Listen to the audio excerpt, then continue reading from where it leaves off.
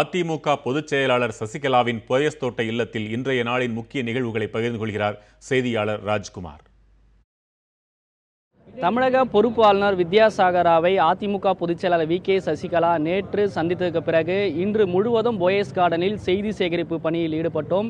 இன்று காலை அதிமுகவின் அமைப்பு செயலாளர் மற்றும் முக்கிய நிர்வாகிகளுடன் சசிகலா ஆலோசனையில் ஈடுபட்டார். அதற்கு பின்பு அறிக்கை மூலமாக அதிமுகவின் அவைத்தலைவர் மதுசூதனன் கட்சிக்கு எதிராக செயல்பட்டார் என்றும் அவைத்தலைவர் பொறுப்பிலிருந்து கட்சியினுடைய அடிப்படை பொறுப்பிலிருந்து அவர் நீக்கப்பட்டார். அதே போன்று வேறொரு அறிக்கை மூலமாக புதிய அவைத்தலைவராக கே.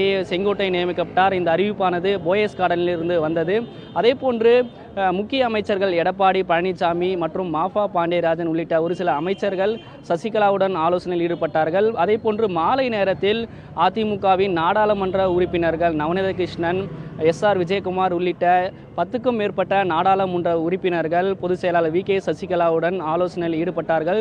தொடர்ந்து கட்சியினுடைய முக்கிய நிர்வாகிகள், மாவட்ட நிர்வாகிகள் பொதுச் செயலாளர் வி.கே. சசிகலாவை போயஸ் கார்டனில் சந்தித்து தங்களுக்கான ஆதரவையும் அதே போன்று கட்சியினுடைய நடவடிக்கைகளும் குறித்து பேசினார்கள்.